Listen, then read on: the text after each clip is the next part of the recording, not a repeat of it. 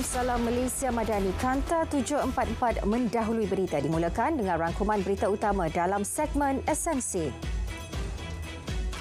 Rakyat perlu syukuri dan insaf hakikat nikmat keamanan serta kebebasan yang dikecapi negara ini. Titah Yang di-Pertuan Agong Al-Sultan Abdullah Ri'aituddin Al-Mustafa Billah Shah. Nikmat keamanan dan kebebasan negara ketika ini tidak boleh dicemari dengan pelbagai polemik sehingga akhirnya menyemarakkan api permusuhan. Titah baginda sengketa dan peperangan hanya akan meleburkan impian dan masa depan sesebuah negara sehingga akhirnya mengundang kemusnahan kepada umat sejagat. Al-Sultan Abdullah juga bertitah supaya generasi muda dan belia disemaikan semangat patriotik yang tinggi agar sentiasa menjulang prinsip kesetiaan kepada raja dan negara. Titah baginda nilai-nilai demokrasi yang mempertahankan kedaulatan negara dan kelurahan perlembagaan juga perlu diterapkan agar tanah air tidak tergadai kepada kuasa asing. Nilai murni yang menjadi tunggak pembentukan masyarakat madani perlu dipupuk sejak awal menerusi institusi kekeluargaan. Perdana Menteri berkata ia selaras konsep Malaysia Madani yang menekankan akhlak dan kemanusiaan. Nilai itu mengangkat tamadun negara seiring kemajuan pembangunan dengan meninggalkan amalan rasuah dan penyelewengan. Dalam pada itu, Perdana Menteri turut tekankan kepentingan memupuk perasaan ihsan dan kasih sayang dalam diri individu yang menjadikan masyarakat Malaysia terlatih untuk berkasih sayang dan bersifat rahmah. Ini dapat dilihat menerusi reaksi rakyat Malaysia terhadap konflik di Gaza yang melanggar norma kemanusiaan. Dalam pada itu, Malaysia akan terus main peranan serta menggunakan pengaruhnya bagi mencari penyelesaian terbaik kemelut di Gaza. Menteri Luar akan terus bawa suara Malaysia ke negara lain melalui lawatan kerjanya. Esok beliau akan ke India dan seterusnya ke Qatar sebelum beberapa negara lain dalam usaha menghentikan kekejaman rejim Zionis. Suruhanjaya Security SC akan tubuh tabung kebajikan pasaran modal bagi membantu pelajar B40 meneruskan pendidikan ke peringkat pengajian tinggi. Jelas pengerusinya tabung yang bertujuan melahirkan tenaga kerja pasaran modal akan datang itu dijangka akan dilancarkan akhir tahun ini oleh Perdana Menteri. Beliau turut menggesa Persatuan Perbankan Pelaburan Malaysia dan syarikat senaraian awam menyumbang kepada tabung berkenaan. PRK Dun Jepak menyaksikan pertambahan pengundi kepada 22,804. Ini termasuk 43 anggota polis. Bagi mengetahui perkembangan semasa, kita terus bersama Noriza Jau di Pusat Operasi PBB Cawangan N67 Jepak. Terima kasih Zahira. Ya, baik suasana di Pusat Operasi PBB Cawangan N67 Jepak ini masih dalam keadaan tenang buat masa ini dan kebanyakan petugas kini bertumpu di pusat penjumlahan undi di Dewan Suara Bintulu. Ya, peratusan pengundi keluar mengundi bagi pilihan raya kecil PRK Dewan Undangan Negeri DUN N67 Jepak ini sehingga jam 4 petang tadi sebanyak 46%. Dan Suruhanjaya Pilihan Raya SPR memaklumkan bahawa jumlah peratusan pengundi keluar mengundi tersebut merupakan kemas kini yang terakhir. Pada pukul 5.30 petang tadi, 11 pusat pengundian telah pun ditutup, manakala 3 pusat mengundi ditutup awal iaitu pada pukul 4 petang tadi. Telah membabitkan 14 pusat mengundi dengan 45 saluran. PRK DUN Jepak pada kali ini merekodkan jumlah pengundi berdaftar seramai 22,804 termasuk pengundi pos. Untuk itu kita berharap proses pengiraan undi berjalan dengan lancar dan tiada perkara yang tidak diingini berlaku iaitu dari segi pengiraan jumlah undi dan sebagainya. Sekian perkembangan dari Bintulu yang sahih hanya di RTM. Kembali ke Angkasa Puri. Baik, terima kasih Riza.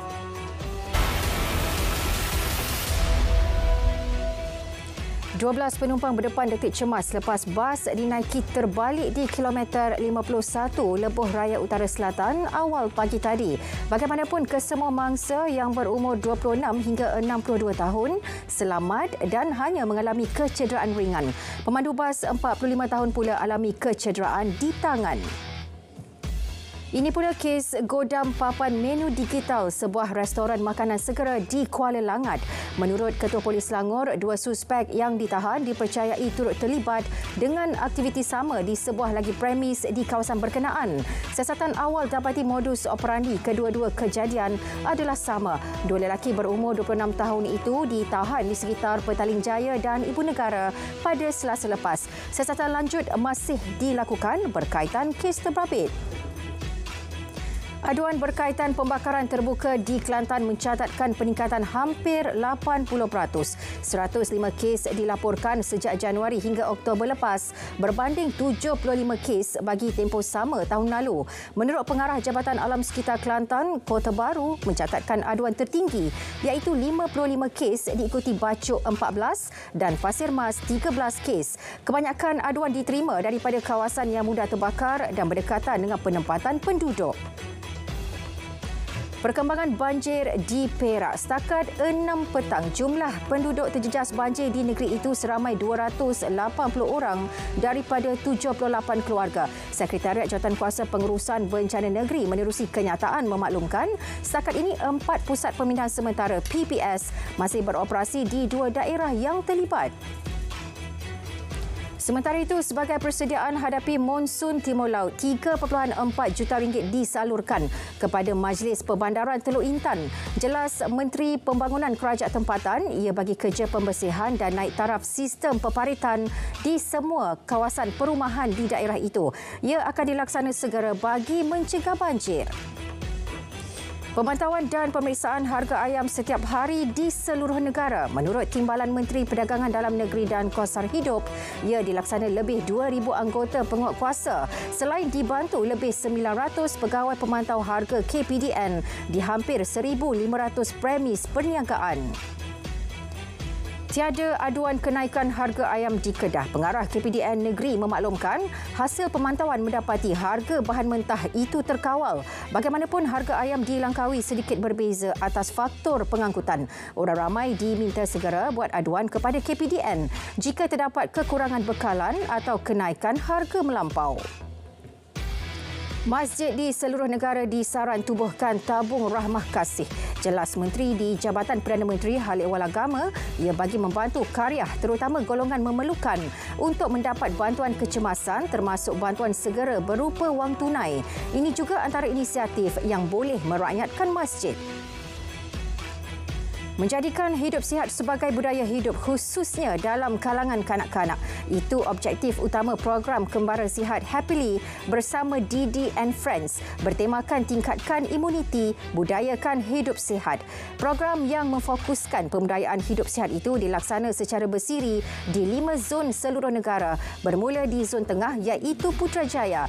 Zon seterusnya ialah zon utara Kedah, zon selatan Johor, zon Sarawak, zon Sabah dan zon Pantai Timur, Kelantan. Nama-nama ahli parlimen yang didapati ponteng sidang parlimen mungkin akan dipapar di laman web Dewan Rakyat. Jelas yang di-Petua Dewan Rakyat ia antara penambahbaikan yang akan dilaksana bagi meningkatkan kehadiran ahli parlimen dalam sidang Dewan Rakyat. Cadangan itu akan dibincang bersama Jawatankuasa Parlimen. Usaha mendiplomasikan rakyat terus diperkukuh bagi memastikan rakyat memahami peranan serta kepentingan Wisma Putra. Jelas Menteri Luar langkah itu dapat memberi kefahaman berkaitan dasar-dasar luar negara. Malaysia juga akan terus memperkenalkan dasar luarnya yang dilakukan secara diplomasi bagi memastikan peranan serta kepentingan negara terus diiktiraf. Perbandingan ringgit dolar AS tidak seharusnya menjadi satu-satunya ukuran dalam menentukan keadaan ekonomi. Timbalan Menteri Kewangan I berkata tidak adil untuk mana-mana pihak menentukan keadaan ekonomi negara berdasarkan perbandingan itu semata-mata. Masih terdapat ukuran lain yang harus diberi perhatian. Ini termasuk unjuran pertumbuhan ekonomi Malaysia, kadar inflasi yang semakin menurun dan OPR yang dikekalkan pada 3% serta kadar pengangguran rendah. Hanya 40% daripada keseluruhan rakyat negara ini ada perlindungan takaful dan insurans. Ia menjadikan 60% rakyat tidak dilindungi takaful dan insurans, terutama di luar bandar. Timbalan Menteri Kewangan I berkata usaha menggalakkan rakyat dapatkan perlindungan tersebut perlu dipertingkat di setiap lapisan. Aspek kawal selia di TikTok Shop. KKD akan lakukan perbincangan dengan agensi dan kementerian berkaitan berhubung perkara itu. Jelas menterinya pihaknya telah mendapat maklumat asas mengenai demografi dan barangan yang dijual menerusi platform tersebut. Ia selepas Timbalan Menteri KKD mengadakan pertemuan dengan pihak TikTok bagi membincangkan perkara itu pada Khamis lepas.